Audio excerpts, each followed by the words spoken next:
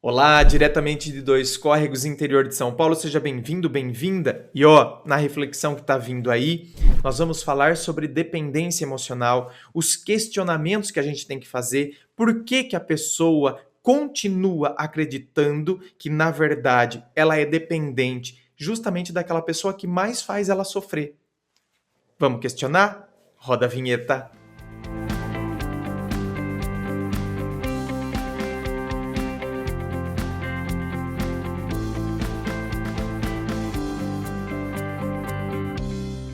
E hoje, domingo, dia de reflexão livre, e então eu quero falar de uma coisa, desenvolver todo um raciocínio aqui em cima desse vídeo, a partir da definição da Síndrome de Estocolmo. Você já ouviu falar da Síndrome de Estocolmo? Vou dar a definição curta, né? E não tão científica assim, sobre a Síndrome de Estocolmo. É o nome normalmente dado a um estado psicológico particular em que uma pessoa submetida a um tempo prolongado de intimidação passa a ter simpatia e até mesmo amor ou amizade perante o seu agressor. Essa é a síndrome de Estocolmo, que ela é desenvolvida principalmente quando em caso de sequestros, né? Sequestros longos. Então, o que que acontece? É um estado psicológico particular em que uma pessoa submetida a um tempo prolongado de intimidação passa a ter simpatia e até mesmo sentimento de amor ou amizade perante o seu agressor. Tá, qual é o contraponto que eu quero fazer a partir da síndrome de Estocolmo? Gente, nos relacionamentos, quantas vezes você coloca o seu apoio, o seu afeto, a sua segurança em quem te aprisiona? Meu Deus do céu! Você vive um relacionamento totalmente doentio, onde a pessoa te trata mal, a pessoa te aprisiona, você vive na ausência de paz de espírito. Ou seja, eu tenho tudo, menos paz de espírito. Não é? Eu vivo naquele turbilhão, eu vivo naquela coisa, a pessoa me humilha, a pessoa me coloca para baixo, toda hora a gente vive brigando, a gente vive, sabe, com desconfianças, a gente vive terminando e voltando, a gente vive uma relação desgastante, a gente vive num desgaste emocional, porém não é, fico ali e eu desenvolvo sentimento por aquela pessoa que na verdade me aprisiona. Então, quer dizer, é a síndrome de Estocolmo dentro dos relacionamentos. Gente, vamos quebrar com isso. Vamos, sabe, desenvolver uma pergunta simples, e é uma pergunta que eu trabalho muito nos vídeos, trabalho nos meus livros, O Dor de Amor Tem Jeito, O Teu Amor Próprio Te Salvou. Escuta, é uma pergunta muito simples, mas que proporciona um mergulho interno. A gente faz um mergulho interno. O que eu quero para mim? É uma pergunta tão simples, mas ela se torna um instrumento de libertação quando a gente consegue empregar o que eu quero para mim, o que eu não quero para mim. O que eu tenho vivido corresponde muito mais ao que eu quero para minha vida ou aquilo que eu não quero para mim.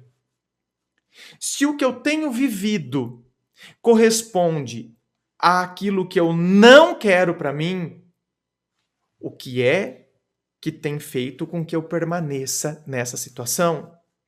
Por que que eu continuo me afeiçoando ao meu carrasco? Por que que eu continuo desenvolvendo um sentimento por aquela pessoa que me faz sofrer? O que é que me conecta a esta pessoa? Por que que eu continuo conectado àquele que me oprime? Tá entendendo? O que eu desenvolvi dependência emocional? Eu me considero dependente dessa pessoa? Que tipo de pensamento está agora tomando conta de mim? É o tipo de pensamento, eu não vou conseguir viver sem ele? Mas o que é viver? E o que é que eu tenho vivido? Que tipo de situação eu tenho de fato vivido? E o que eu considero que é uma vida saudável? Então eu posso considerar que sem essa pessoa eu não vou viver? Isso que eu tenho vivido pode ser chamado de vida? Tá entendendo? Gente, tem gente que fala o seguinte: ah, porque isso aí falar é fácil, eu quero ver fazer.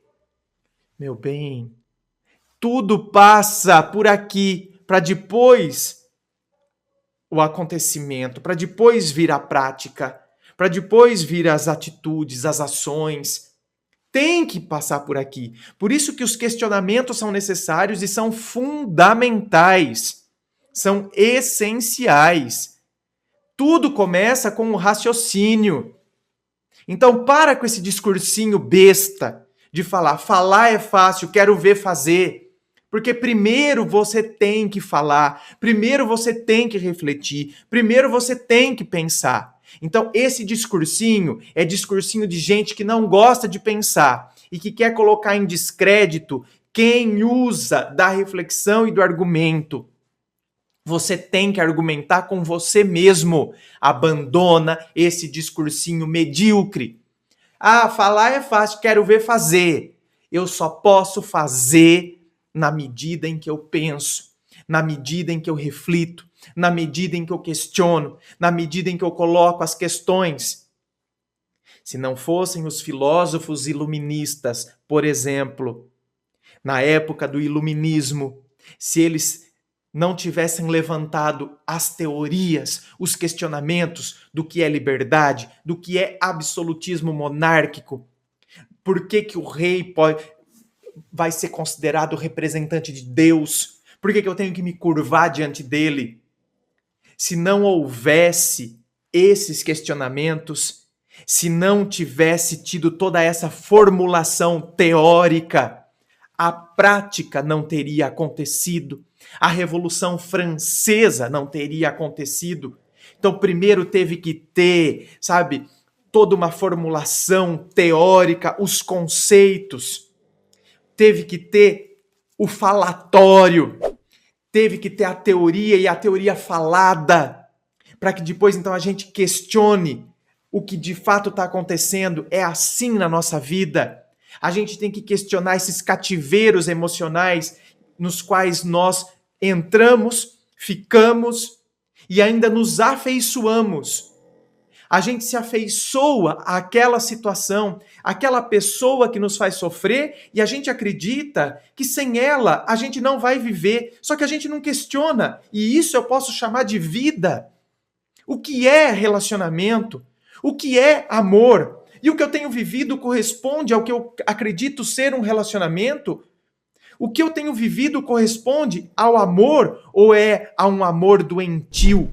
Porque só quando a gente encara que a gente está doente é que a gente começa, então, se tratar. É a hora que a gente encara que a gente está aprisionado, é que a gente verdadeiramente, então, começa a querer sair.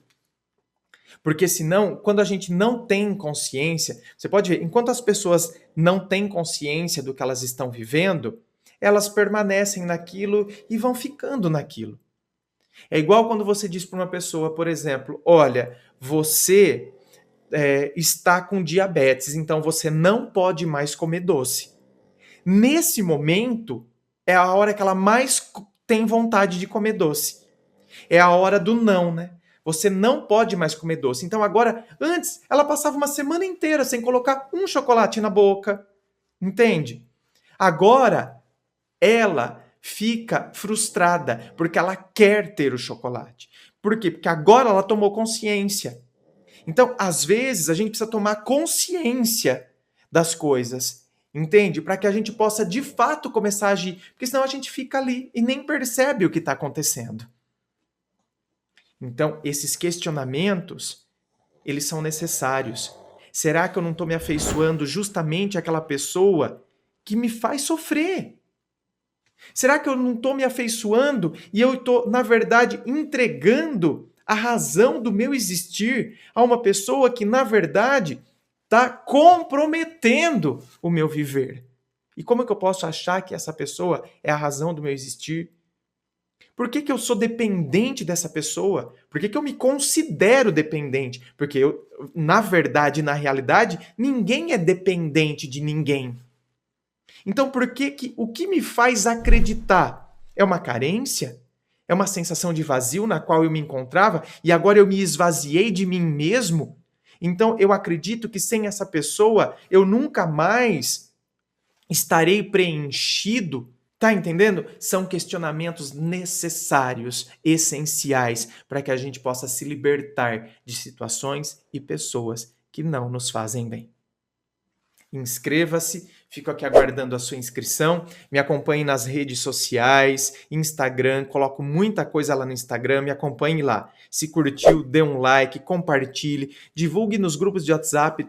Às vezes tanta gente está passando por dependência emocional, não é? Pessoas que sofrem caladas.